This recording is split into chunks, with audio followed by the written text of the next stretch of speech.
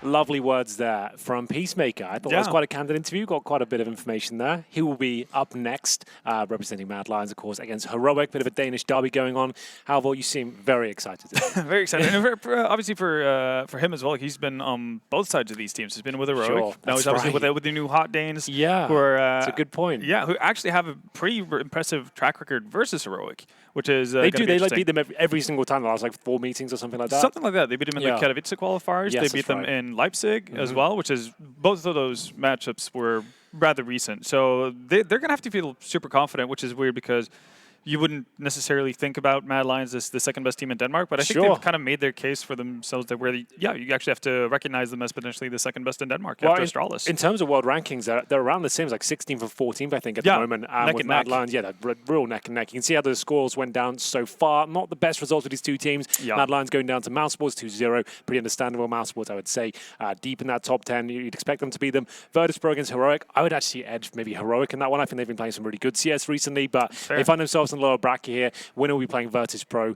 in the next round, but Mad Lions versus Heroic. But a Danish dynamite on the servers today. I'm actually looking forward to this one. I haven't really cast Mad Lions too much until this event, and they're super solid. They've got a great infrastructure in terms of the team and the chemistry, the way it all works. You can see it's been designed to work in the way it does. And here's the team for you. Any names that jump off the page you have, or kind of names to look out for in this matchup for Mad Lions? I think obviously Bubsky is one of the guys that you need to have a look at, simply because he came off of I think it was the V4 event where they beat MIBR as the MVP and everything. But I think just across the board, obviously it sounds maybe a little bit harsh, but excluding Hunden, the four others, and I guess the four disciples of Hunden, they've all had pretty significant shining moments, whether it's Acor, Shoes, or Roy. So which I'm pretty sure how I'm just going with Roy. Yeah, Roy. That's what I'm going to go with. Apparently, it's like Danish for smoke. Yeah, I asked Jacob how to pronounce it. That's what he said. He said Roy's fine. He doesn't mind. I said if he doesn't mind, I'm going with that. That's cool. That's fair. The other side of the coin, here's Heroic. You've got Borup, Cadian, Estag, Starvin, and Snappy. I have some bigger names in there. I guess most notably Cadian and Snappy. You've got Estag kind of coming up last year as well. He's been around for a while, though, admittedly. So Cadian, he has been around the block in terms of the Danish teams for a while now. Has he found his home within Heroic? It feels that way, and I think just from an individual point, from Cadian's perspective, he's been performing better and better. It feels like he's finally kind of found his spot in terms of being able to opt the way he is. But he was opening in North, though, right? Yeah, but he was also doing the in-game leading part. And that's all of a sudden, okay. You're doing a whole lot at the same time. Now he doesn't have to have as much responsibility because he does have Snappy on his team. So I think that helps a lot. It allows you to focus more on your if I'm not mistaken, he actually won this event last year with North. It was at the first event he played. That sounds about right. Yeah, I think it was in London. There's only 4 teams at the event, admittedly, but Navi were there. It was a very different team, of course, but he is the reigning champion, I suppose.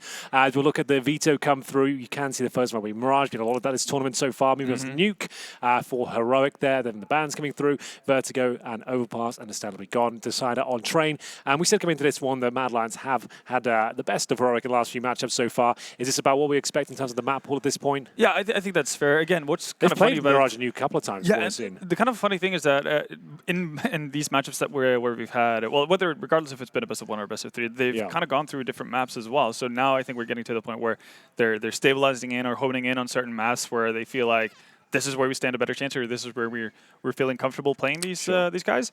So not too many big surprises for the veto, and I guess that's not really going to happen with 2 teams that know each other so well. Well, we are straight into the 9th round. We've got 2 more best of 3s to bring you today, ladies and gentlemen. Hopefully this one's a good one. The derbies always have strange and interesting results, and hopefully we can bring you some hype as well. It is going to be Mirage kick things off here. 2 Danish teams going at it. Some big names on the server. We'll see who will be shining bright today. 9th looks to be going in favor of Mad Lions, but you never know. This could work out. Starvin now doing what he can. It's not a big deal on Mirage, I suppose, but most teams will offer that CT starts, try and set themselves a goal going forward. Just a team play, man. This is big, Team play. The synergy, it's all coming together quite nicely. You can tell it's a Hunden team. They're disciplined here, not giving anything away, making sure there's trade potential. Do you run into these guys when you play, like, Face It? It's like I am this guy. You're that guy? I'm the guy that's left over. 4 players alive on the other team. We run the very games knife strat, which is when you line up and, like, I don't know if you ever saw that. Everyone lines up in like a 5-man row, and you just don't blink until the end. It comes towards you. You stay there strong until they get bored. That's the approach. It's the hard-ass way to do it. Yeah. Well, there we go. Here are the stats coming through. Akor, the AWPer of Mad Lions, upcoming star of the Danish team. We'll see whether he can deliver today. I was very impressed with what he was putting down yesterday. Hunden, he's been around for a long time. He used to play against us back in the day. I was about to say, yeah. I remember playing against Lannon many DS times. Rack. Yeah, so he's not a new face by any stretch of the imagination. He's one of the old boys, and that's why he's regarded as one of the better in-game leaders in the game right now. Like, sure, he's not one of the biggest fraggers, but everyone respects him in terms of the teams he seems to keep creating. It's kind of badass, though, if you think about it, because back when we were playing, you had multiple teams that had the Hunden guy in your region who would foster talent, get them taken away from him, and just never move up himself. Yeah. And the fact that he actually does this 10 plus years after that was like the norm. It doesn't make sense at all. Yeah. And you would have imagined, well, if he were to do it, it would have been in 2014, 13, when just the general level wasn't as good. Now he's kind of peaking. Yeah. When Counter-Strike is at its best ever, Hunden makes his rise. I feel like he gets a lot of respect in Denmark, even from the younger players. I feel like they just know his system works and he can get the most out of everyone. Yeah, and I think pretty much every Danish player who's playing at a top level now has, I guess, had crossed paths with Hunden at some point. Yeah, he's just that guy. He's a bit of a puppet master within the Danish scene, which is kind of fun. No, it's very cool indeed. And this should hopefully be a good game. I expect all 3 maps here. And we had a bit of a disappointing series in the previous one between Na'Vi and OG. Kind of wanted them to step up and show us they could go toe-to-toe with some of the greats. But still, this one on Mirage, and we are off to the races. Ladies and gentlemen, Mad Lions here kicking things off, as we'll see Heroic very quick towards middle. They're going to be stampeding up towards short. It's going to be Akor with the USP. He's got a couple of opportunities here, but they are going to elude him for now as 3 players make their way towards short, isolating Bubsky. He's in a lot of trouble here. Hunden, he needs at least a kill here. Nothing would not do at all as they surround him. It looks like the round might be over at this point. Heroic, very clean plant, and it's going to be a 5 versus 3 with no kits. You might even save the armor at this point. It's not really looking too great, as that's giving them an opening at least. I think the big issue is going to be Stavin, though. He's already made his way through, into kitchen, and he's going to quickly decapitate Shush. And at this point, you're probably better off just holding on to your Kevlar. But they seem frag hungry, and they're going to pay for it as well, snapping Boar up to close it out. I like that approach from Heroic. Very quick. Just to note, we are on the older version of Mirage, the classic no bench edition. No bench here, so not really too much in terms of utility deployed there. There was actually a lot of vision from the window, but difficult shots to hit. Everyone's got the Glock. They're running and jumping, making the crosshair placement very difficult indeed. And 3 players up towards short. As soon as they get that quick kill, it's going to be a snowball effect all the way in towards the B-bomb site. Hunden, like I said, if he gets 1 there, he would have done well. You needed more than that to even have a chance in the round. So, unfortunate scene to Mad Lions. Going to be Heroic picking up a very important pistol here. And we've got 4 AKs coming out towards middle here. Galil thrown in for good measure as well. Esatag, I assume, I haven't casted him the last few months. He must be back to rifle duties now of Cadian, back in the ranks. Yeah, pretty much, and he becomes, I guess, the secondary sniper. Yeah. But even Stavin has been picking up the op a whole lot more. So I think Esatag is nearing again that I guess he's so versatile. Like he kind of just, every time I speak to him and he's in a new lineup, he has to change role every single time, it seems, just to kind of make the team work. And I find that quite selfless and respectable. Absolutely. And you need those kind of players as well to make it work. Yeah. You're never going to have a flourishing team if everybody's just looking out for themselves. Yeah, absolutely. Well, this is the force buy from the CT side here. Mad Lions run the clock down to 1 minute. It's going to be an A execution. Not a very technical one with just the 3 smokes and 3 flashes, but I don't mind that. As you can see, it's a B stack from Mad Lions right now. I've actually got all 5 players on that side of the map, so even a couple of smokes would be enough to win the round here. 1 towards jungle, steps, maybe CT spawn. Get yourselves in, job done, and you're probably going to be saving your deagles and scouts. No point feeding the T's at this point. You go for some exit kills, of course, but you wouldn't be trying to retake the site. So hit the smokes pretty much as we detailed them here. Jungle, and we should see 1 steps as well. There it is, CT spawn. Get the bomb down, and round over, I'm afraid, ladies and gents. We're not going to be that excited for this one. There might not even be any kills. We sometimes call this one the unicorn round. It's very rare in Counter-Strike. If it comes through, we have to do a little dance about it. However, we'll perform it if it comes in. Yeah, but everyone has to survive. All 10 players have to be alive at the end of the round. Our 2 players on low HP, and Cadian and Roy, so there might be a hope, I guess, of not having to do a dance. I'm not sure what dance you've got in mind, but it looks like you might have to get the tap dancing shoes out.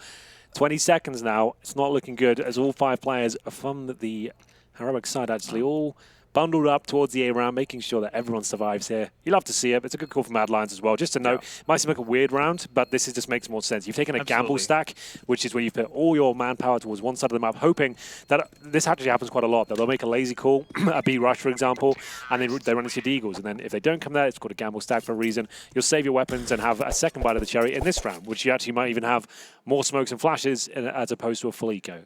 So we'll see if they want to invest any more. It's unlikely, but they have enough to at least have some contention in the round. As we'll get into the next one here. Here are the boys from Heroic, Estag in the middle. Stabbing closest to the camera as well. The youngster, obviously one of the bigger talents, I think it's fair to say. Yeah, absolutely. In Europe, still 17 years of age. Didn't quite have the same, I guess, rocketing start to his pro career as Roland, but those were some of the, I guess, well, you got some big dogs bigging you up at that point, haven't you? You've got JW and Flush saying you're going to be the next best player in the world. Like, you got to have some rep. The fact attention. that he actually kind of lived up to it as well.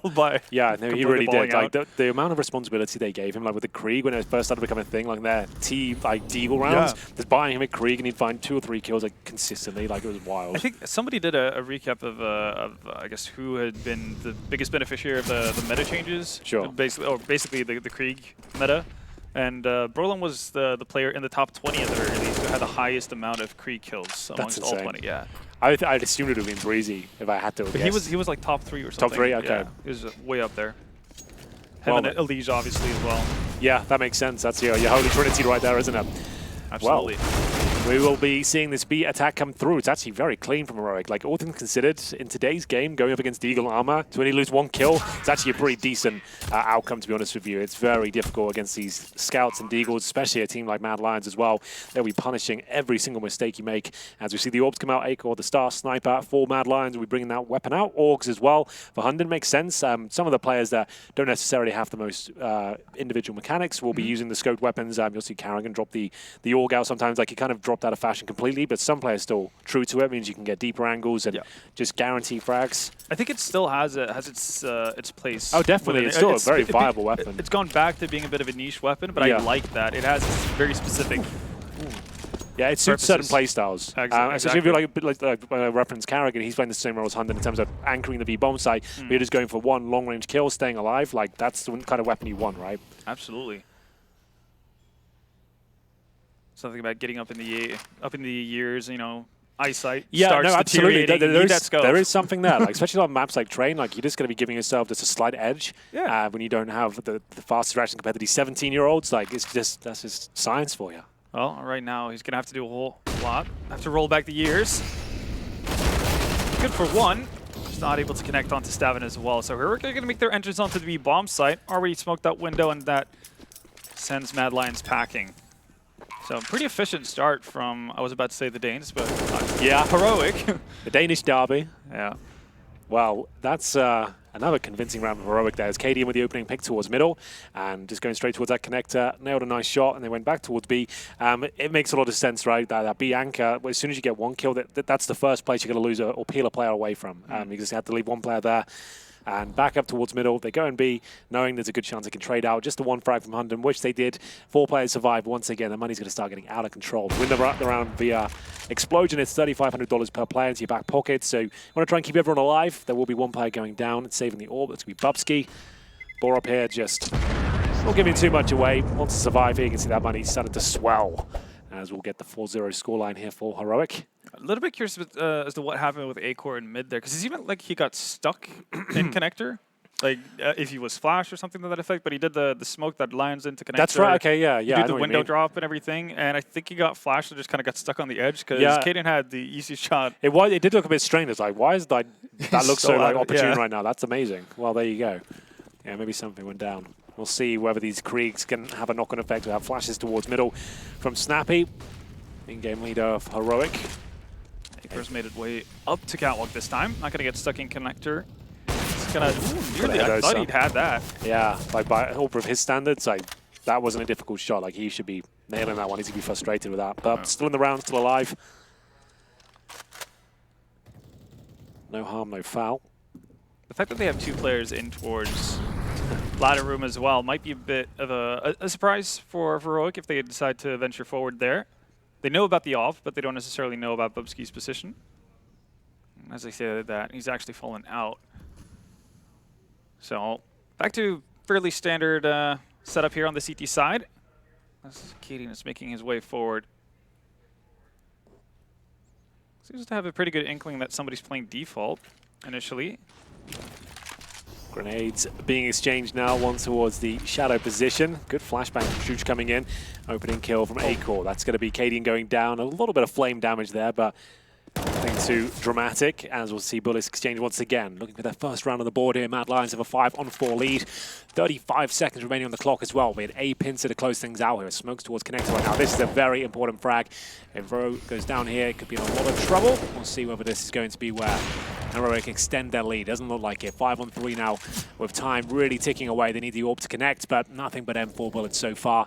Looks like the round might be done. Could be considering the save of the orb. Snappy's going to start retreating, and Borup won't be far behind. They've still got $7,000 in reserve, so might as well hold on to what they have. This could be the first round on the board for Mad Lions here. Clean sweep as well. Yeah, definitely what they needed. Started off the round with a missed shot from Acor, but he quickly rectifies that once we rotate over towards A.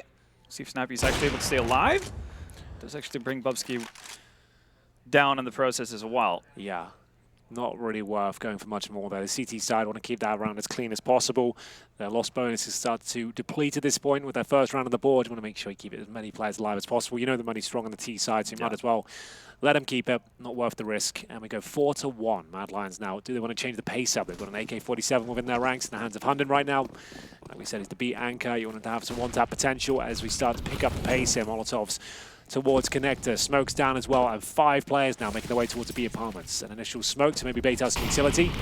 I would say this is the kind of a double pump situation where you're dropping a bit of presence at the very start to bait out the incendiaries, the flashes, and then we're going for a full-on execution here. With no one else on the map, you can see A completely clear. They have to commit off this with no information. Should be a kill there for Acor. He's missed a couple now, but makes up for it with the no-scope. Can he find a second? So many players around him. A fantastic execution so far from Heroic, but the flames are overwhelming. It's delaying their progress towards the bomb site here, and Hunden's going to capitalize, waiting for the opportunity here with the AK-47. The rotations come through as well. They actually stabilize here. It was looking so bad for Mad Lions. They lost the opening pick, but the Molotovs, the incendiaries deployed, have saved them. It bought them enough time as Cadian's left in a 3 versus 1 now. Roy will take care of him. And that's well held. That's all down to Hunden, really, to staying alive as long as possible. Dropping that incendiary, not necessarily on the balcony, making sure it's beneath them. So it's just a pit of flames beneath that drop-down position. That was actually really cool because, the way it panned out was that, you had both car and below window completely covered in flames. Yeah. And I can't remember who it was from Heroic. Might have been Savin, who literally had to just leap. Yep. To make himself to get down there. Someone had to get out, right? Yeah, somebody. It's like the equivalent of getting stuck on plateau on cobble, right? Yeah, everyone's getting stifled and overwhelmed. Yeah, and if you get stuck there, round's just over. Yeah, you need to make a move. And that's so perfect because they know, like, the thing is with that incendiary down, that's 7 seconds. It doesn't sound like a very long time, but in that sort of scenario, when you've got CTs rotating in, all they need is a couple of seconds to get through the window and reposition and get crossfires established. So those couple of seconds they bought those incendiaries, even after losing the first pick, it looked like a fantastic execution, but well held by Mad Lions. It forces out a pause as well from Heroic. So they will be buying into this round, but an MP5 on the T side of Mirage, I can't see that one working out too much. I'd prefer a Mac 10, if I'm honest with you, but we'll see what the MP5 can do. Not known for its range. It's going to be through apps, then maybe just dive out? Yeah, I guess, but the Mac 10 is a cheaper weapon. It's got more mobility. I find it has more impact, pound for pound. You don't really see the MP5 too often, as we'll see. Shuj open things up with a couple of frags there, big ones as well, but instant replies. Now, they don't have to commit to this album. With so much time on the clock, you can just force rotations, and with a double orb setup as well, you might be better off just putting the brakes on here, taking this advantage. A 3-on-3 certainly favors the terrorist forces. On the offense, you're peeling away defenders. You're trying to make the map stretch thin. The positioning though from Bubsky, he's not aware of this at all. And the fact that all 3 are coming through here, it's not something you'd expect if you're Bubsky at all. I like this though. It's a nifty maneuver, yeah. They're going picks, working together. They've got so much remaining as well, just letting the CTs play themselves. So 3-on-2 now. Up against Acor and Hunden. M4, the in-game leader. They are separated one right now. It's going to be the sniper towards B. M4 towards A. Molotov deployed in the B apartments. I think that's a rotation as well. Just trying to suggest there's presence over here. I'll go back on my teammate, and we'll take a bit of a gamble once again and try and play together instead of 2 separate 1-on-2s. I think that's the right play to make as well. Again, it's the case of if they don't show up at the A-bomb site, then you're free to save or at least attempt to. Obviously, 2 is better than 1. when you're holding back. And Hunden's actually gotten really deep on the A side as well. They might even be expecting this. They're ready. Good positions. Hunden just gets 1.5 kills. It could be enough. Not the cleanest spray, but it's enough to bring him to a 1 versus 1. Fancy footwork up the ladder, but Cadian nails the shot. A nice idea there from Hunden, but a difficult last kill. He expended all of the bullets within the clip. Yeah. I had to pull out the USP against the AWP there, and was never going to be an easy shot. Had to land like 2 instant headshots there. Hopefully Cadian would miss. Not going to be the case. So decent damage inflicted, and that was already a difficult round for Heroic to buy into that one. So they give the round up, but definitely worth the force buy here. See the FAMASs come out and give in the hands of Hunden and Bubsky. I would dare say we'll see a bit of an aggressive round going into number 8 here. Maybe try and get a quick pick with the AWP. Could be boosting up towards short, maybe going towards the other pass, something like that, just to give them an advantage going forward, knowing that not everything will be available for Heroic here. I was about to say, like, do you think we're going to see the top mid smoke kind of a thing? But yeah, that's still a thing at this stage with this version of the map. Yeah, because it's been expanded in the new version that we're not playing obviously right now, but will obviously be a part of the fixture once we move forward. But I think that obviously negates a lot of the ideas that CT's had in terms of playing aggressive in that sense. Yeah, I actually like that change because unfortunately, like, it's such a cookie-cutter map where we don't see much development. But as soon as one team establishes a really strong aggressive approach, every team is dropping the same smoke, the same incendiary. Like, it gets a little bit tiresome. So just forcing some other approaches is always a good change. Like, I know we don't really like changing CSGO, but changing the maps up like that, just subtly, I think is a nice addition. Yeah, it's about to be in a world of trouble. It's not able to even do significant damage onto S-Attack either, but maybe some of his teammates can actually chip in here, but obviously he's going to find Snappy, and that's going to be all they actually get out of the round.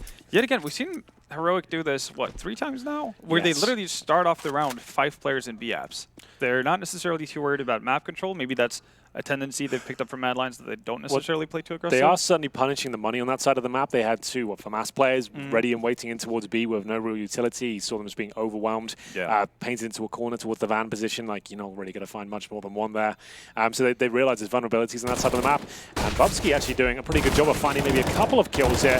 Shush will at least follow things up. This actually maybe favors Heroic, though. They've still got 2 players live. It's A-Core left to the AWP, and in terms of loss bonus, they are getting up there. It's $2,900 at this point. So at the 4th stage, but still no buy available here unless they really wanted to send a Hail Mary in. You can go for at least a partial buy with maximum loss bonus next round around this AWP. Some pistols to supplement the AWP.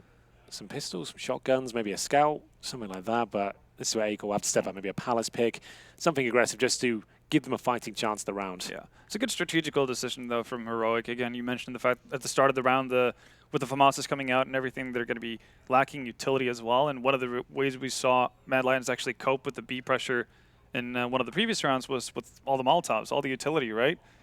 Throwing that, basically preventing Heroic from actually being able to get onto the bomb site. If they don't have utility, well, you're going to have a much easier time of actually getting all of your forces out and making it really tough for Hunden and co. Well then, getting into round number 9. We'll see those CZs come through, some Desert Eagles as well. Like we said, partial buys available with a maximum loss bonus coming into that next round. And Cadian, you can see he's aware of the potential pushes that could be coming forward here towards the Palace, though. As well, Bora will be challenged. I think he only gets 1 here, overwhelmed. Nice little move there from the Mad Lions. At least get an AK-47 for their troubles. Hunden, though, with no armor, unfortunately for him. He'll be very squishy towards the Palace position, but fortunately gets away, and the Desert Eagle unable to connect in the hands of Bubsky. So this will slow the round right down once again. They're going to be putting the brakes on, just working out whether these pushes come through, where that AK has gone, and they've got 4 players towards the A side of the map right now. I think they'll rectify that. Still enough time on the clock to retake territory. CZ found Snappy with the MAC-10. It's fine that he's by himself. If he gives it the MAC-10, it's not a huge deal. Yeah, I think the more scary part is the fact that they, as you said, they kind of have to re-aggress on other parts of the map to maintain some map control. Yeah. But this does put them in a position where they could get picked off because they know that there's an AWP still in play. Indeed, and it runs the clock down very low. You can see how tentative they're being about reclaiming territory towards the B apartments especially. They have no information as to whether they've pushed underpass, are they in towards that kitchen position, and the only way to find out at this point is to face check it, and that could land in disaster. So I feel like keeping the range maximum distance towards middle, that feels like a good idea, but here's Roy towards the underpass position right now. The 5-7 taking a bit of a gamble with his back towards the actual underpass itself. So will this yield any sort of benefit for his team as he waits towards that connector? I feel like he's got at least 1 kill here. I think would do it, but spotted first and no helmet. The wall bang through the wall does a lot of damage. S-Tag to finish things off here. The MAC-10 should come through. It's looking very good for Heroic. 15 seconds of the clock, but they've played this round in a very calm and methodical manner. I've enjoyed this round from them. Like, sure, it's been complicated. It always will be against Danish players with Desert Eagles, but 3 players alive once again. Didn't look like they ever panicked. And they managed to get the 7th on the board, no problem. Absolutely. I guess you wouldn't expect anything else from, well, either of these teams in terms of how they proceed in these kind of rounds, given the captains. Snappy and Hunden, obviously very fond of, I guess, traditional style of Counter-Strike play. Yeah, I think you're right. Acor is looking to hold on to that op yet again, so if nothing else, that's something that Mad Lions can bring with them going forward. But yeah, this is where you maybe see a double orb setup come through, considering how bad this has gone so far for them. Like, this is about time to pull the trigger on that idea. You've got lots of money to save an orb as well. You've got players capable of picking it up. It might not be at that point just yet. It just feels like that's, for me, that's 7-2 down. That's a solution that could be viable for them. We'll see whether they feel the same way inclined. There it is. So Bubsky and Acor bring it out. So it means you can have a bit more foundation towards the B side of the map, especially. You're not just got a rifle tucked in, getting executed on. Play a deeper angle, go for that one pick and just fend them off, instead of allowing them to have full control via smokes. Yeah, you'd have to imagine that Bubsky's going to be playing the B apps. Yeah, he has to be. Like, he has to be face up there, like ready to challenge, and then hopefully punishing the fact that they're taking down Hunden with 4-5 players every single time. So he goes over towards B, and he is in the van right now. Throws a deep Molotov, and he is going to be challenging against S-Tag, and I believe Starvin towards B. So we'll see if this works out. Well, he's at least gotten the position he wants. Yep. And timing is going to be everything here for Boro. It's really unfortunate. Thought for a moment that he would be looking at the right place at the right time, but okay. Bubsky actually misses his opportunity. Now it's going to be hard to get back into a good position. Yeah, but it's still fine. They've had this presence from the AWP. It suggests they won't go, right, let's all fall back and attack the B bomb site. They should funnel them towards A still, but as we said, the double orb setup out now, and a man advantage for Mad Lions, 7-2 down. Need to convert this one. Need to start finding a string of rounds here. 2 just won't do, especially on their map pick. So is Acor going to be standing on top of Ticket, though, to actually peer in? He just smoked off A apps, so it does give him at least a window of about 10 to 14 seconds where he can actually peer in towards connector. That's what he's doing right now, and really comes down to timing whether or not he's going to be able to see any of the Heroic players actually moving up on Cat. Right then, here we go. Oh, lots of damage inflicted from both sides, but it's Acor that gets a very impressive orb pick. Bubsky chiming in as well. This double orb setup doing absolute god's work out there. All 5 kills picked up between of them. Well, I said that. Should score 1 as well. But we'll pretend it was 5. It sounded better. He has a Krieg, which is pretty much an op. Exactly. It's the same thing. Scope in. Well, it looked much more efficient there. You can see how that worked out for them. And here are the odds from GG.bet. You can see Heroic at the favorites right now. These are live odds coming through. So 1.50 for them, 2.48 for Mad Lions. So heavily favored at this point. Double orb setup remains, and a force buy from Heroic here. Pretty desperate one with the Galils, MAC-10s, a single AK in the hands of S-Tag, and we'll see Acor finding some confidence now, jumping up towards short. Molotov to try and dissuade him, and back towards B they go. However, it's worked for them before. Let's give it another go here and see if they can bust through the initial utility. Once they get out of the apartments itself, that's when they've got a chance. They need to get off the floor once and actually avoid the flames if possible. So here comes the commitment now. They jump through. Hunden flashed and stuck behind the bench for now, but it looks like he's going to get the first, maybe not. MAC-10s are absolutely savage at this point. That's what we're looking for with that weapon. You've got to find your hole. You've got to sew the needle through, and that's it. That's the damage it can have. $1,050, and it can have that level of impact. Pound for pound, it's up there with the MP9 in terms of best weapon in the game, I think. That's one of those rounds where you're just ripping your hair out if you're Mad Lions, because you have obviously a ton of excess cash on a fair few of them, and none of them had head armor. Yeah, that's the thing. That's why the MAC-10 is so good. If you're reading it, like a lot of CT teams, when they're struggling, they just won't get the helmet, right? And they think you've got a healthy buy coming up. They're assuming they're against AKs, Kriegs, the AWP, and you've just got a cheeky MAC-10, even on a full buy, you know their money's low. Just send that in first. A, for intel, and B, if it does get a hole, it exploits the gap they find, you've got to find a snowball of kills. Like that just kind of got out of hand very, very quickly. Yeah. That first kill comes in, and you're close range, you can't slow it down. Yeah, you can run with it, right? You're not going to be as upset if you get, I guess, dropped in that way because you don't have head armor if it's to a Galil, because that's probably not going to be able to move as quickly forward as the MAC-10. Yes. Stabin never stood still that round. Yeah, I love the MAC-10. It's a lot of fun. So you can see how savage this is. As soon as so he had no helmet, Hunden, right? That's so unlucky. So that is a pretty wild shot. That was Hunden's kill for sure, but like that's the power of the MAC-10. It has so much tenacity in those sort of positions. It's a nimble weapon. And we'll see whether it's going to be converted going forward as Heroic find themselves an 8-3 lead here. The fourth buy gives them a very decent result in the previous round, but grenades sent in the direction of Starvin there. Oh, decent spray. Bubsky might be able to convert with the HE. Not quite. So close. 9 HP on Borup. So a lot of damage at least done for Mad Lions early on. It's going to be beneficial as we move forward. It's obviously going to put both Borup and Starvin on a bit of a back foot. Yet again, for the better part of this T-half, Heroic have been more tuning into the fact that they want to go as a group rather than actually grabbing a ton of map control. It's been working out, having pretty explosive hits. Yeah, I've liked this approach from Heroic, just sticking together as the wolf pack. We'll see whether they can find success once again. They've won 4 out of the last 5 rounds. We'll see whether they can keep it going or waiting towards the A site here. Are they going to send Cadian up first once again? I guess so, why not? He's got full HP, the AWP. Flash over, holds position towards CT spawn, and that's a big miss from Acor. How does he survive? I couldn't tell you. He's got good teammates. This is another one as well, and that allows for Cadian to get into the fray of things. Still alive though, doing damage. Yeah, this is kind of insane. Like, he can't believe his luck right now. As Roy will somehow get a knife. There's a team kill from Bubsky. It's all falling apart for both sides here. I'm not really sure what's going on, to be honest with you. 20 seconds remain. Flashbang deployed towards jungle. Bubsky still healthy, but his teammate Hunted towards CT spawn doing the heavy lifting at this point. They'll close out the round. It was a scrappy one to say the very least, but Acor somehow surviving for that amount of time. It looked like he was done for. He had his knife out. He'd accepted his fate. Yeah. But still, they couldn't convert the frag. Saved by his teammate. I'm just really curious about what happened with Roy and Ezetag. If that was the case of Ezetag trying to get through the smoke by bench or something. Sure. And I don't know. It was a weird one. That was a very strange round, to say the very least. But 8-4, Mad Lions starting to catch them up now, and another difficult buy for Heroic. He's at the Deagle there. Starvin as the flashes are exchanged. Big spray from Roy doesn't connect just yet, but they are going to continue their assault towards connector. Smokes down, HE to follow. Careful of the short position. Estag will break through here. Smoke behind him. Oh, they're going to push into this potentially. I think he heard Estag fall down from the box. Good flash. There you go. It's well played, but Snappy's aware of what's going on. So equal trade so far, and it's obviously going to benefit the T side here, even though they are rather low in utility, to put it mildly. Borup, the only one with any sort of utility left, actually, to his belt. Nice smoke, and that's going to have to be a rather good one. Still a pretty solid defense on the side of Mad Lions. 2 players on each bomb site.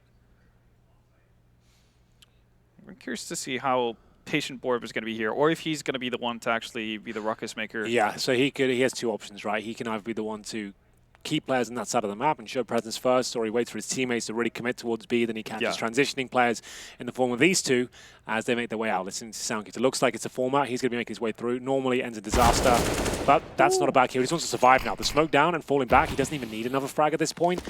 And he gets through as well. This is actually really powerful. It's going to leave 1 player alone in the form of Hunden, and he's not going to be able to get the frag. This is a save already, and Borup can continue to apply pressure as Bowski rotates in. A very small chance of finding a couple kills here, maybe able to save the round, but he knows this is all down to him. He can't even get backup from his teammate right now as Borup still patrols towards the A side of the map, keeping that up there. So at this point, Bowski might just be thinking about exit frags, but Borup's done it all. Like, that's perfectly timed. Like I said, waking away at Palace at a predetermined time really doesn't favor you at all. Like, it's like he'd go down to the York, but he gets that very big opening frag, keeps it towards A, and his teammates can capitalize on the rotations towards B. Just very, very solid display of mechanics as well. The way he drops down from that was impressive. balcony as well. Yeah, and that, as you said, you could tell how much of a difference that makes from him dropping down. Him just getting a frag doesn't necessarily give away, like, oh, okay, no, they might actually be going A. Sure. The fact that he drops down, that's more of a message of committal from the side of Heroic. So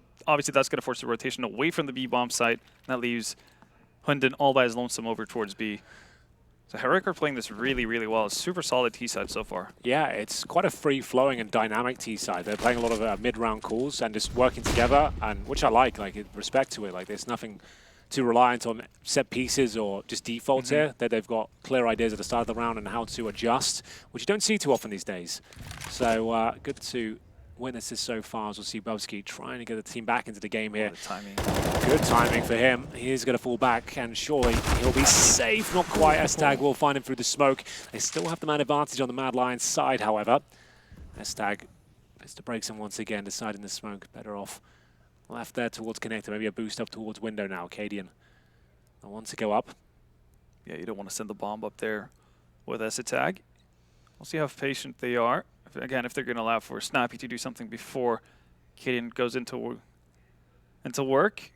So far, it's meager defense over towards B. Yeah, again, just one player, but it's Hunden who's actually watching the vent. So this would be a full B retake. So another gamble of a stack here from Mad Lions. If it is walking to B in plant, they would still go for it, considering it's a 4 versus 3, but Hunden might want to be a bit more sacrificial in terms of his positioning. That's a big kill. Roy will be picking it up and allows Hunden to actually get in towards the B bomb site now. Should be that round.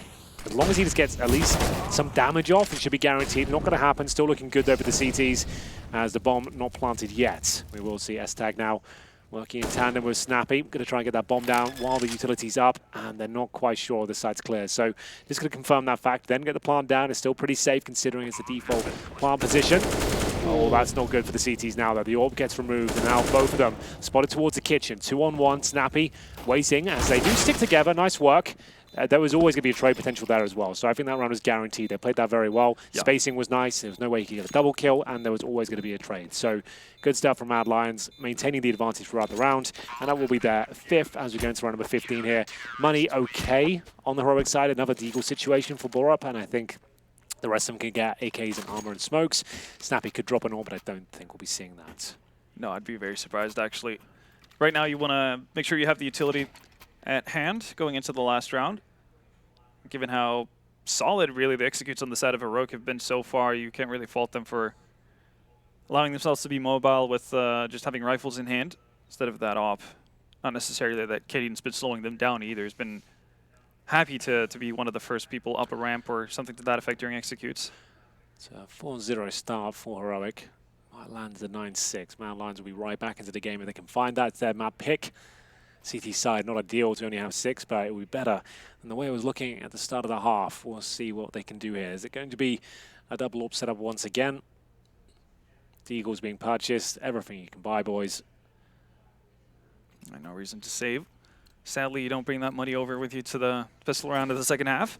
So not as healthy as I'd like to FAMAS for Hunden, who really has been punishing that B side a lot, especially due to the lack of firepower. He's had a FAMAS or a pistol more often than not, but here comes a B. This looks like a fake to me, like you've just thrown 3 and like I think 4 smokes in towards the B side. They're trying to suggest we're coming B again with 1 player going through. It does mean you have to be very, very quick and efficient towards the A side of the map here. They've already lost Borup, who was trying to maybe suggest a fake towards the A, bit of a double situation here, but losing so many players in the process is not going to have a massive amount of impact. It was a nice idea. Full B execution. They've been punishing that side of the map. Yeah. Borup goes out, suggesting it's the usual sort of fake bait and switch, and they're actually going to follow it up, but doesn't work out for them due to the aggression shown by Mad Lions towards that A ramp. They managed to get some great advantages here. Now a 4-on-2, no saving as we mentioned. Still a minute on the clock and still battle for these sort of rounds. Snappy with Cadian. Snappy's going to have to be the one doing a lot of the heavy lifting. Vent's not shut up either, which is a saddening thing for him. You could see Cadian was actually walking towards underpass stairs in hopes that maybe Snappy could actually lure his way in towards kitchen. That's not going to be the case. And now Cadian's left alone. He has to move his way up to connector.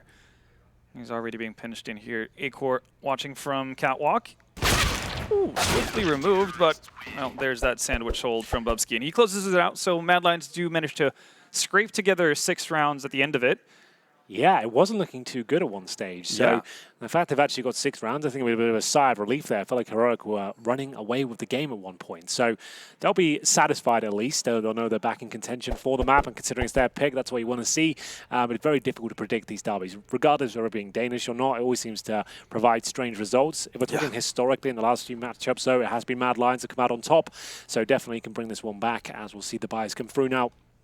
Kevlar pretty much across the board for Mad Lions. 4 pieces. They've got 1 utility player, as you'd expect. It's Hunden with the smoke and 2 flashes, so nothing too technical coming out in the round, but enough for them to take some vision away. No diffuse kits on Heroic, well, and I guess that makes sense considering what they're doing. Yeah, this is going to be Shush getting either 2 or 3 kills or nothing at all. 1 will do, considering what he's up against that. He's going to give a call that there's a couple more towards underpass. There's no quick reaction here. Yeah, I'm curious if he saw both or if he just spotted the S-Attack trading him. I think that would have been a bigger call, I guess, at hand. But S-Attack actually, pushes back up. He's going to get punished for it. Snappy's still around, though. Get some tag damage onto Bubsky, but he's about to get some teammates along for the ride, and that's the end of Snappy and also the B side, unless Borup's able to get aggressive here. Yeah, he's the last line of defense. You can see, again, the spacing looking so good for the T side, and it works out for the trades. 2 versus 1 now, Starvin. He'll be towards top and middle, making his way up short. And they're actually going to double back and make their way towards the A site here. Pretty much nightmare scenario because he has no idea. He's just about to creep in towards B. He'll confirm it's clear in about 5-10 seconds or so.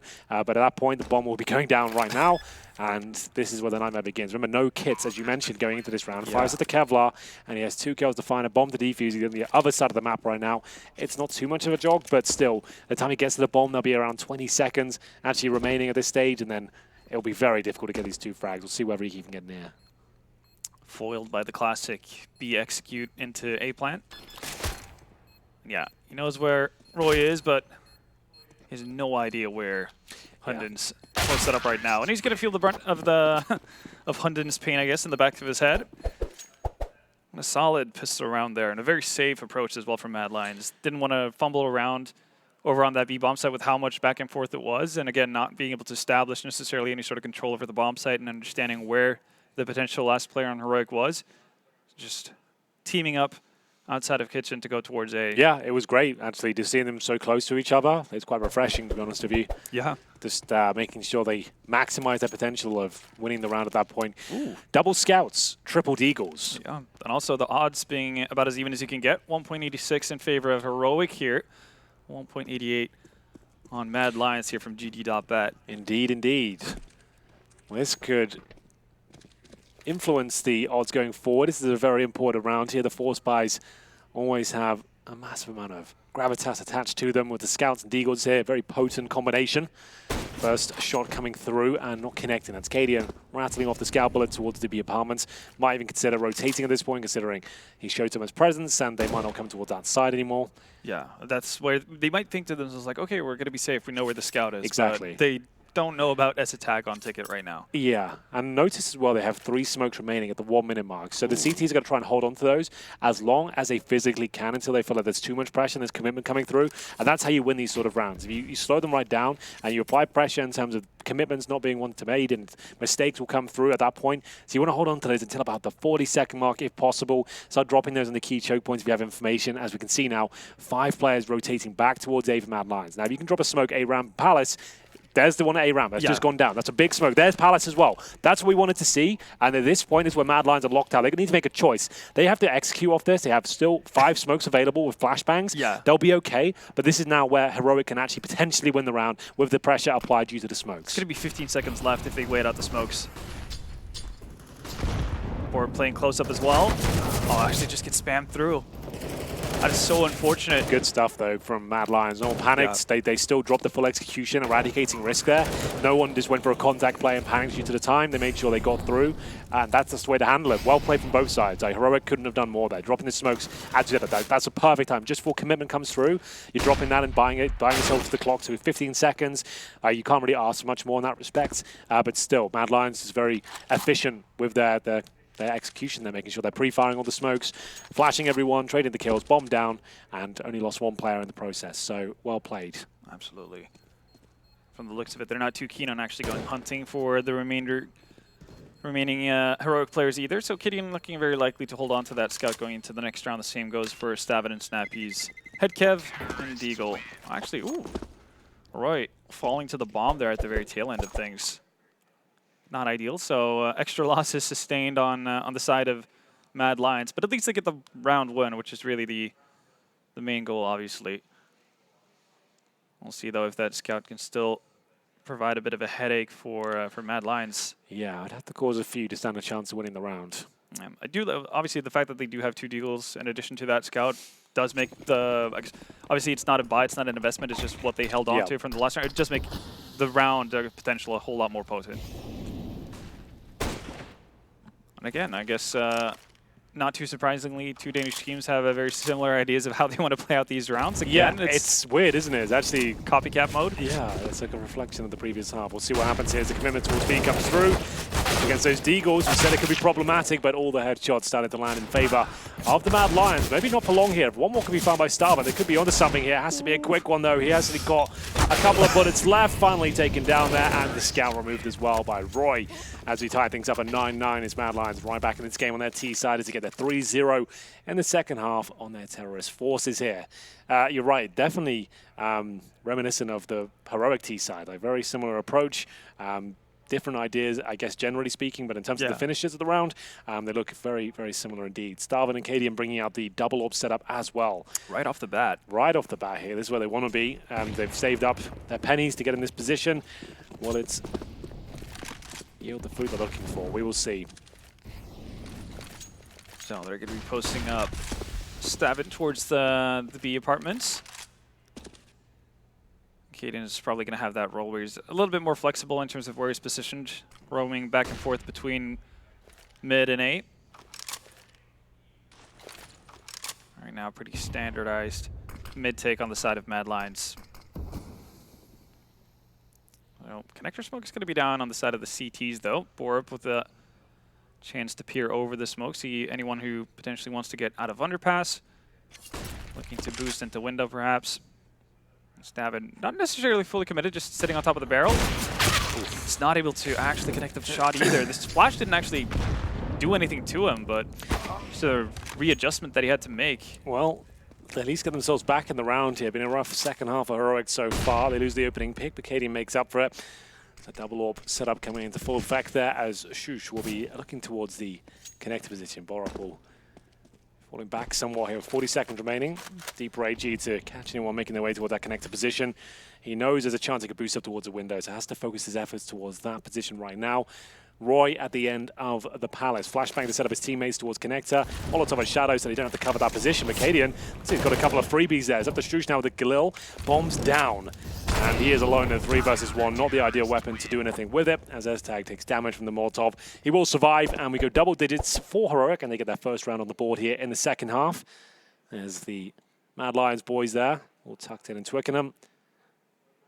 It's a nice little view to have. Massive stadium. It is crazy. When you're on match day as well, and it's a big one, like, it's nuts in there.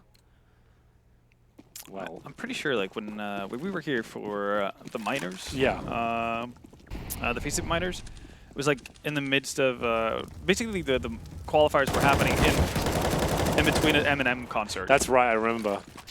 Yeah, that would have been nuts. Yeah. Oh, they actually just pushed through that. Was that the bomb going in as well? Yeah, all right. that was... That's one of those plays you can't say, well, that was well thought through. It was a force buy and a bit of a reaction play, but still, the bomb just going through and the Hail Mary, that's never really going to work out for you.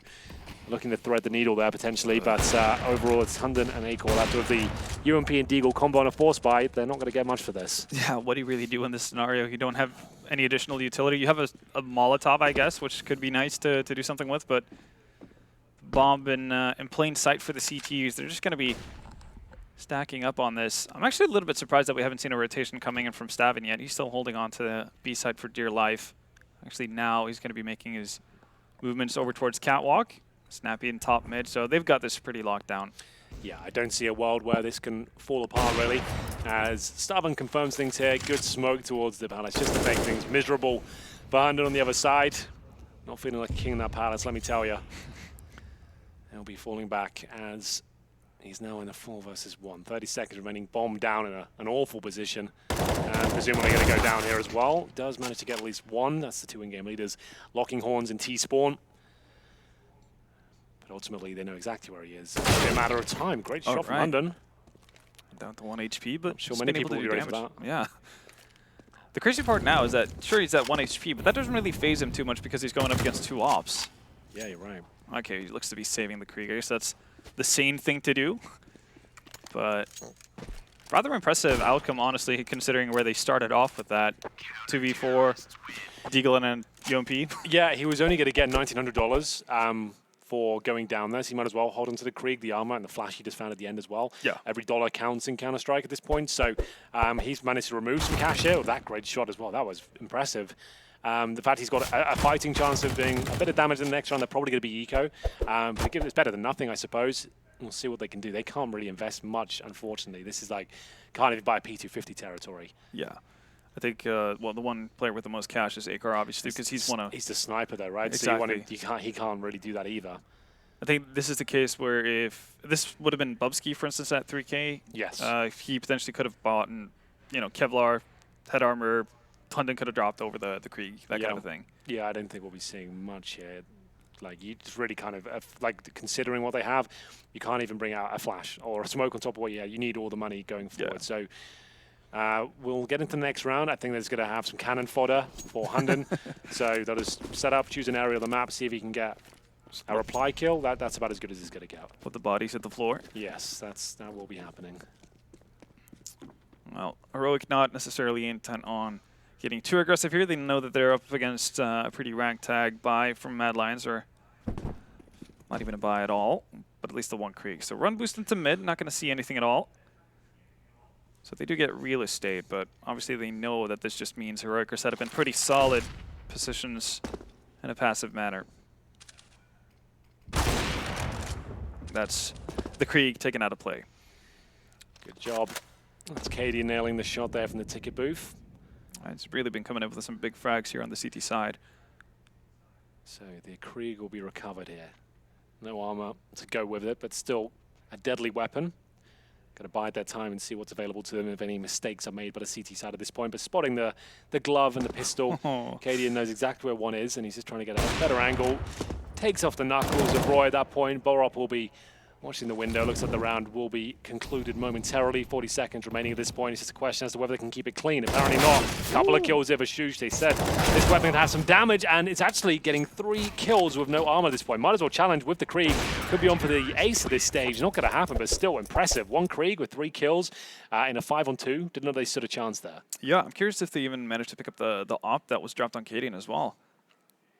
A little bit depending on where the second player found themselves there, but that's obviously significant economic damage done to Heroic in what should have been around that, they should be cruising into the next one with, but instead becomes quite pricey. Yeah, you can see that they have everything they need, but everyone's down to $0 now. There's no residual cash. Yeah. Mad Lions have them on the ropes.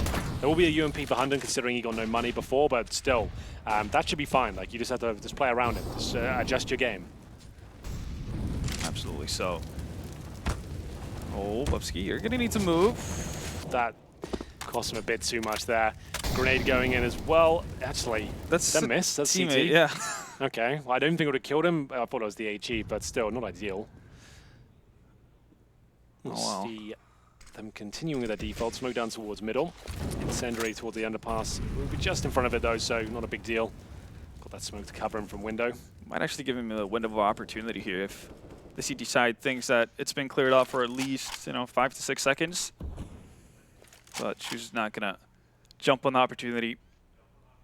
So again, rather passive setup on the side of Heroic. And Mad Lions with not finding anything towards mid are going to group up towards A. So we might see a pretty standard A execute here, with Shush being the late entrance through connector. And S-Attack is actually pretty isolated here on the site. Yeah, but it's one of those positions that always just seems to work out. Like, it's a difficult one to pre-fire. You can see it's the UMP coming around first and the bomb. CT's got a bit of time now to make their way back in. Sure, the reply comes through, but CT should be there unless Bubsky takes them all out first. He's getting every single headshot available at this stage. A couple come in for him, and they bring it back to a 4-on-3 lead. Heroic now stuck in towards CT spawn. There's the third for Bubsky. Starvin will keep them in the round at least, but it looks like Bubsky will be taken out eventually. 1 versus 2 now as Starvin coming with the AWP, currently towards the window position. Makes his way towards jungle, bomb planted. And in terms of utility, nothing left on the T side. A smoke there for Starvin, but to get even closer to this one with the AWP, it's not an ideal situation. You can smoke on top of it like he's going to do right now, trying to cause a bit of a ruckus here. Flashbang in, might just go for a full defuse here. I would say touch it and see if we can get one, then the full defuse comes in. Get us this, there's the touch, see what he can do with it. There's the hit. He needed that to be a kill now. It'll just have to be a full defuse or get the hell out. That becomes very expensive, but all right, still bringing people down with him at the very least. But takes everyone. But they're the ones struggling for cash, unfortunately. And they are kind of in that territory, though. They're double eco regardless, so they might just be buying into this, which they will. So Deagles and Scouts come through. So this is the round. If Heroic can win this, like it's pretty much that's the haymaker to Mad Lions. There won't be much to go with after this, but it's a difficult round to win. They've got Deagles, Scouts, and if they lose it, it's going to be Mad Lions right back into this one, potentially tying things up or getting a 13-12 lead. We'll see what happens here. Big round.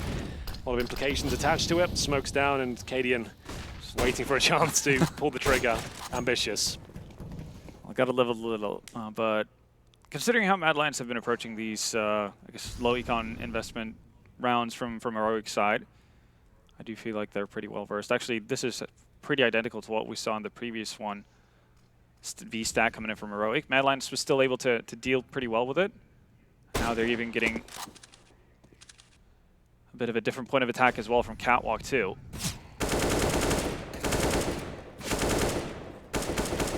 Well, shouldn't be too much to report here. We did say it was the Deagles only. It's actually getting a little bit interesting here with those Desert Eagle shots. The boost in toward the B site gets them a couple. It was a bit of a B stack there, but well held. Mad Lions now closing the gap. We did say this would be tying things up at least. Yeah. As you can see, that force buy leaves them with $2,000 per player. Loss bonus is not established at all on the Heroic side, so they're gonna have to take a full eco here. Nothing can really be bought at all. Like even Cadian with the most money there, he's the sniper, right? He needs every last dollar, so he can't even get a flash.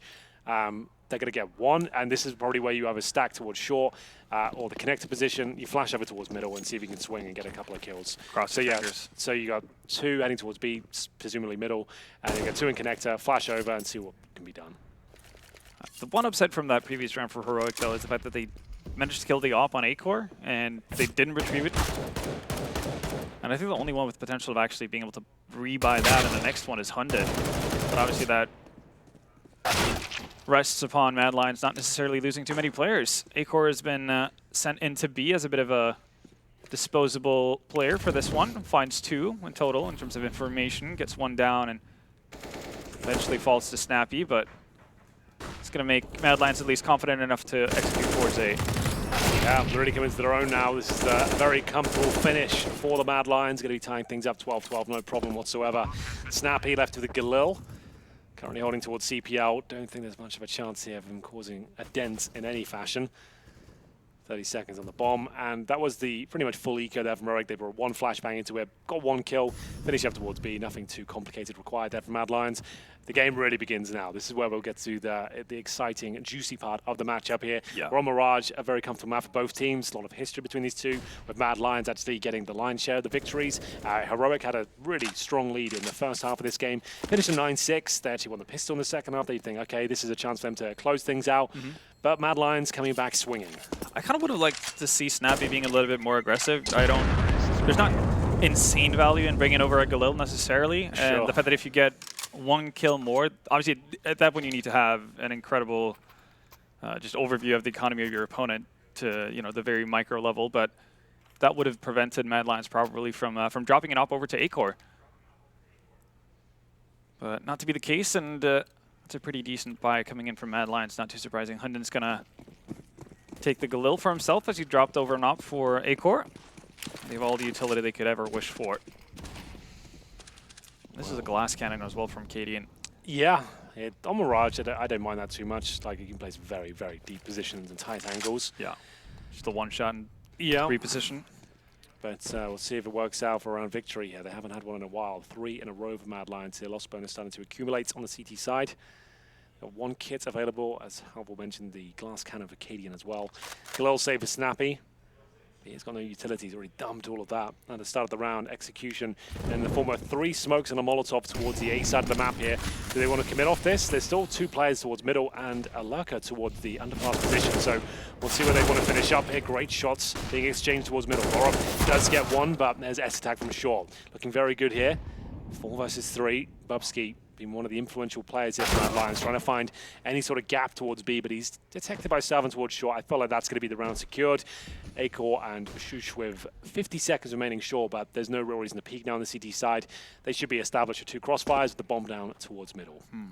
a little bit curious as to what the end game for Mad Lions were in that round, because they only had 2 players moving in towards mid with bomb.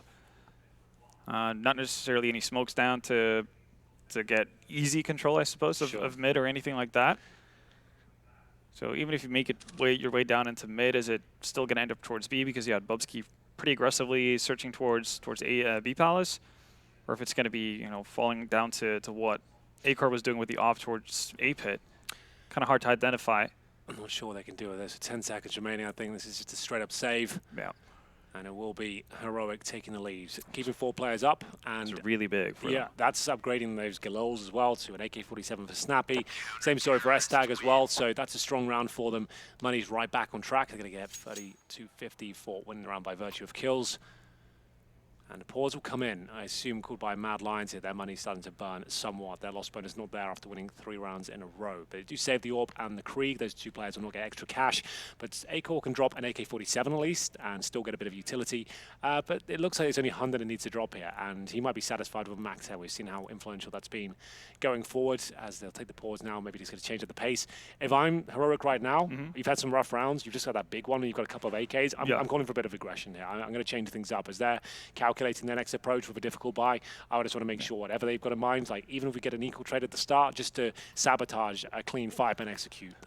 Would you say that the classic SK, aggressive A-pit setup would be aggressive enough, for example? I would just want to just a classic mid push with an Astralis. Smoke would be enough with the AWP watching underpass maybe. But yeah, the A-ramp, I do like that one a lot as well. We'll see whether the CTs have anything to offer in terms of aggression. These are just speculative ideas, but after a pause, this sort of round against a tactical team, I want to be kind of changing things up a little bit. For sure. As we have got 1 player towards Palace at least. I think that's going to be Borup. He'll be joined by Snappy. So a change of setup potentially, but in terms of aggression, not too much there. Yeah, giving up mid control completely. I guess one thing they could recognize on the side of Mad Lions is the fact that Mad Lions are pretty happy to expend a lot of utility to take mid, but they're not necessarily going to do anything quickly off of it.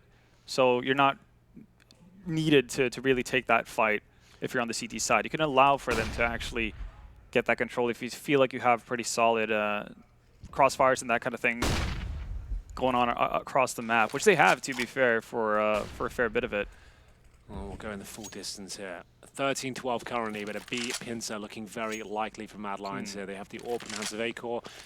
Oh, it's only Cadian, isn't it? That's right. Oh. He's got the AWP though, so he was aggressive at the start there, looking towards the actual opponent's position. Now has to avert his gaze and focus towards short. In terms of backup, it's Starvin, who's all the way at the vent right now, just looking to back him up in a more passive manner. Molotov towards the van, flashed up as well, but he's good for 1 kill there. There it is, it does come through, connects quite nicely. Needs a bit of backup now, needs to buy a couple more seconds. Great shot from Cadian here, looking rock solid on the B-bomb side, but now flames all around him. That would have been a great kill to find, but still, it's a 3 versus 3. He's left it in a winnable scenario for his teammates here, and that might be enough to deny the plant here. It doesn't quite reach, that's unfortunate. With a nade follow-up as well, that could have been enough to win the round, but still, 3-on-3 continues, 2 smokes on the CT side. And it'll be rifles across the board for them, but there's Bubsky removing one of them.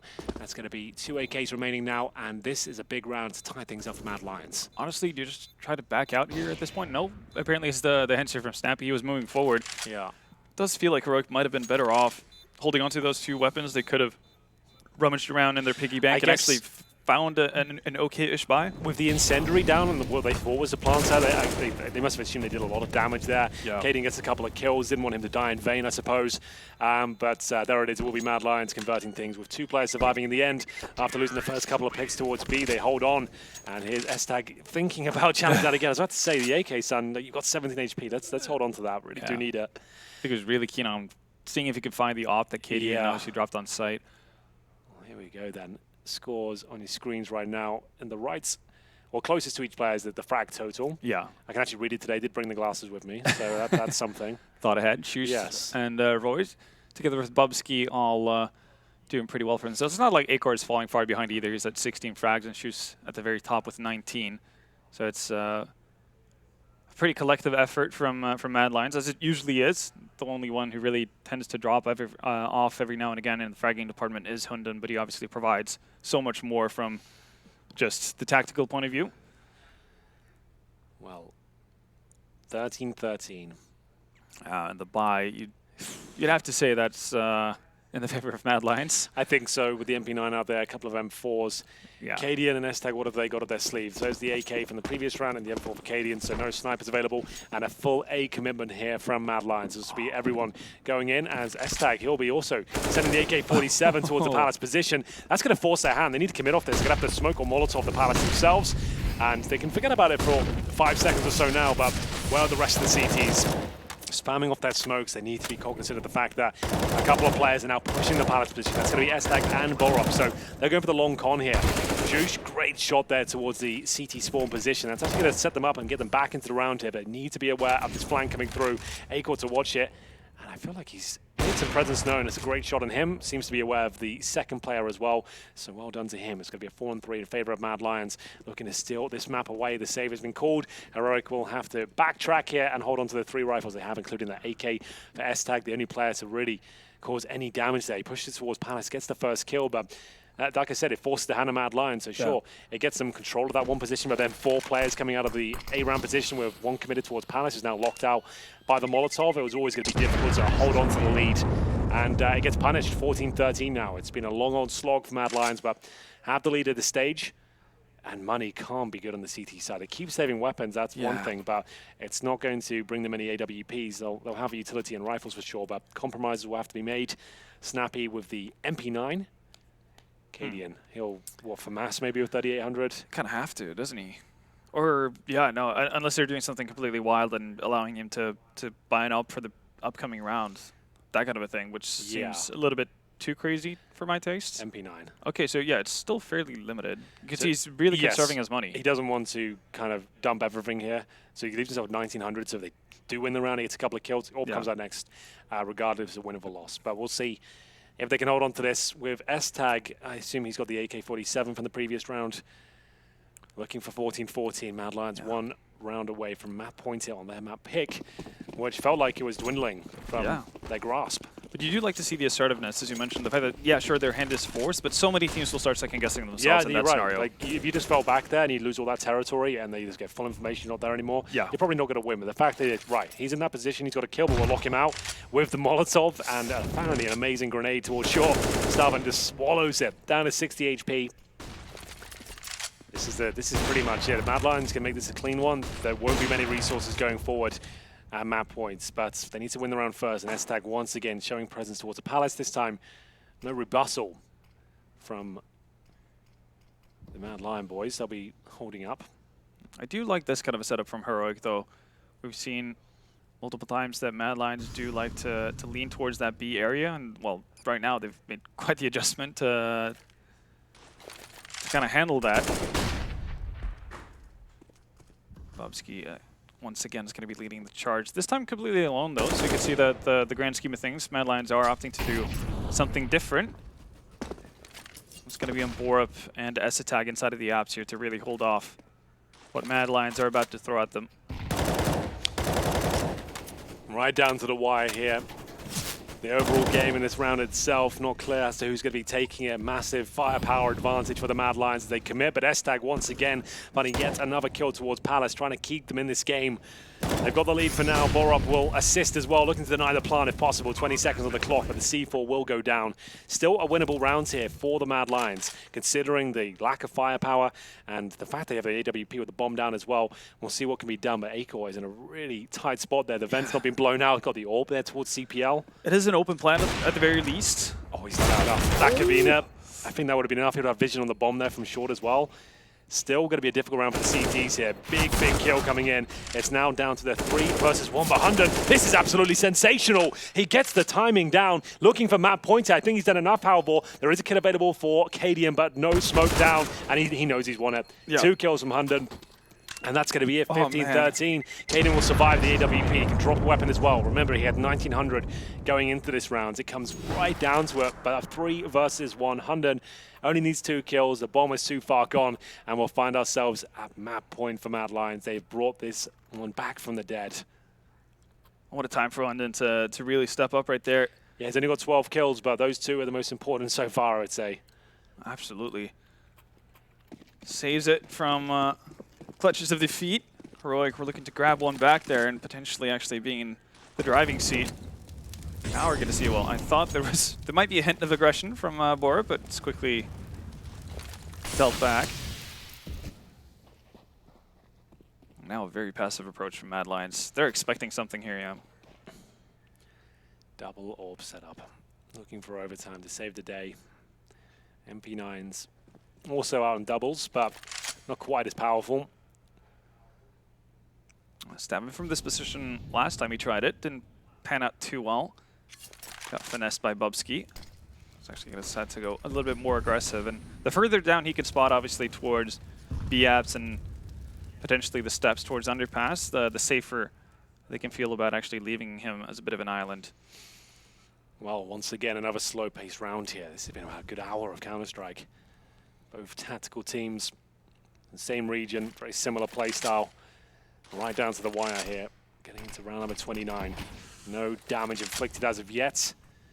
A difficult scenario for Heroic. They had this game in the palm of their hands, and it slipped away from them round by round. This is, I don't even know what this pick is from Acor, but I love it. That's some balls right there. Yeah. Straight up, heads-up duel towards the CPL against an MP9 as well, but that's the frag that's really important. Unden just about makes it work. He will go down to Roy, his teammate, as Bubsy looks to close things out here. It's going to be 16-13 by the looks of things. Katie and Estag left with a real horrible scenario here. They've got a little bit of utility, but 4 kills to find. First comes in for Katie, and that's going to be Bubsky caught up position towards that bench. Towards the B apartments position, the MP9 comes through, but Katie needs to find another opening here. Needs to give him some space as time ticks away. We're at 20 seconds on the bomb right now. It looks like it's too strong of a setup for Mad Lions. It should be coming to its logical conclusion any second now. Cadian fighting 2 for now. It's not going to be enough. Acor to close it down, and Mad Lions to steal the map. It's their pick, but it felt like Heroic had full control in the first half, only getting 6 rounds on their CT side, but they managed to win the pistol, claw it back, and at this point, they're actually looking like they're in the driving seat as we move on towards a nuke, Halvor. Yeah, pretty impressive feat from Mad Lions to bring it back. They were down 9-4 at one point in that first half. So, and doing it on the T side as well, not necessarily the easiest thing in the world. No. But again, we're seeing just solid strategical play from the Danes. Well, from Hunden's team, from I should the say. Danes. Yeah, a lot of Danes on the server right now. Yeah, to be fair, both teams actually had pretty decent T sides, well thought out. So, I mean, we saw Heroic pretty much conditioning the CT side of Mad Lions to be very fearful of whatever was going on over towards the B bomb side. That's how they got a lot of rounds. Yeah. And it was more, I guess, traditional in the sense from what Mad Lions were bringing out, mid-control and that kind of stuff. Well, we have a very special treat coming up for you now. We have an interview. Quiz, I should say. Even better than interview. An actual real-life quiz now going on. I believe it's between Heroic and Mad Lions, potentially. That was something I was supposed to say. I think it's between Cadian and Estag. We'll throw it to the break, and we'll see what the quiz has to say. It's going to be amazing. Make sure you stick around for it.